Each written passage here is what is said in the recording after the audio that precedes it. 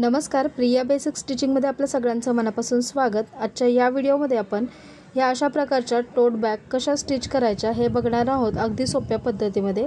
त्याच्यावर आपण पेंटिंग सुद्धा करू शकतो किंवा मग एम्ब्रॉयडरी वगैरे सुद्धा करू शकतो, त्यामुळे त्या बॅगला लुक खूप सुंदर येतो। तर अशीच माझ्याकडे एक ऑर्डर आली होती स्टिचिंगसाठी, त्यामुळे हा व्हिडिओ शेअर केलेला आहे। तर पाहू शकता ही अशा प्रकारे ही बॅग स्टिच केलेली आहे। अगदी फिनिशिंगमध्ये कशी स्टिच करायची हे पाहूया। तर इथे मी कपडा घेतलेला आहे आणि हा कपड्याचा एक सिंगल पीसच घेतलेला आहे। त्याची लांबी घेतलेली आहे 34 इंच आणि रुंदी घेतलेली आहे 16.5 इंच। त्याला असं फोल्ड केल्यानंतर त्याची जी लांबी होतीये ती 17 इंच होतीये।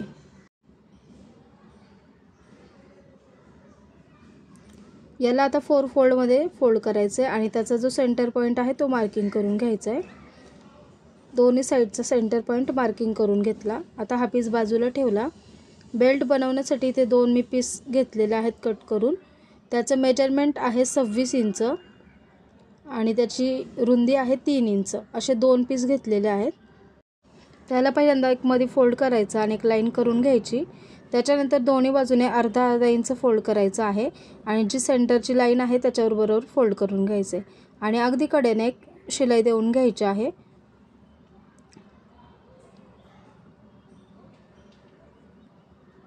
तर असा मी बेल्ट इथे तयार करून घेतला। दोनही बेल्ट तयार झालेत।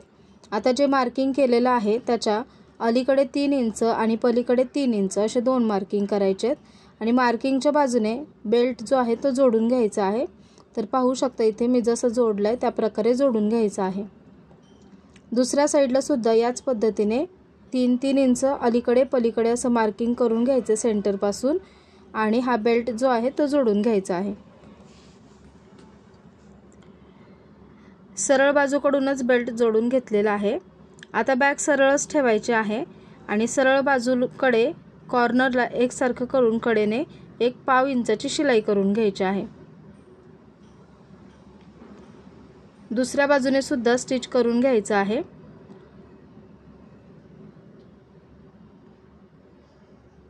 आता बॅग उलटी करायची आहे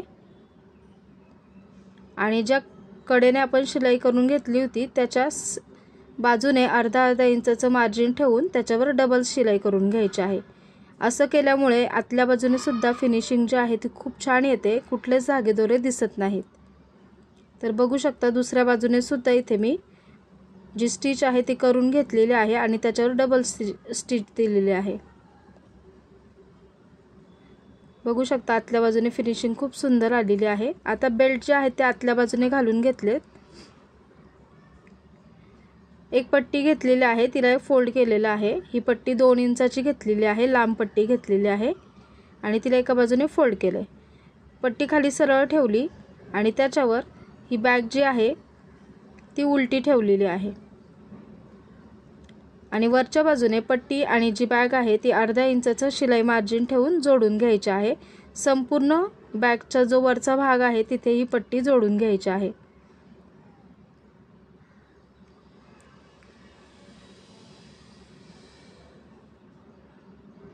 त्याच्यानंतर जे पहिल्यांदा आपण फोल्ड केलेलं आहे त्याच्या थोडंसं पुढे येऊन ही जी पट्टी आहे ती कट करून घ्यायची आहे। तर बघू शकता इथे मी थोडंसं अंतर ठेवलेलं आहे एक्स्ट्राचं आणि ही पट्टी जी आहे एक्स्ट्राची ती कट करून घेतली। त्याच्यानंतर हे जे ओपन आहे इथेच एक स्टिच करून घ्यायची। पहिली स्टिच आहे त्याच्यावरच दुसरी स्टिच पण करून घ्यायची आहे।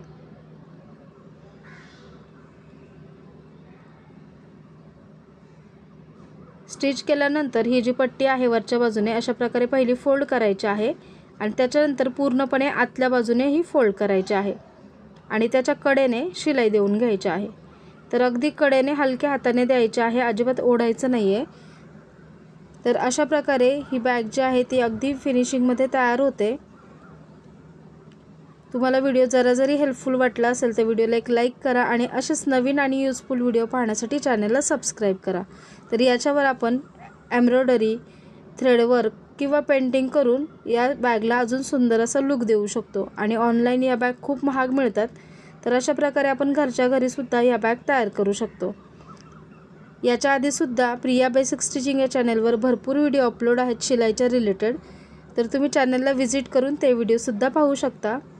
तर ही आपली फिनिशिंगमध्ये बॅग जी आहे ती रेडी झालेली आहे।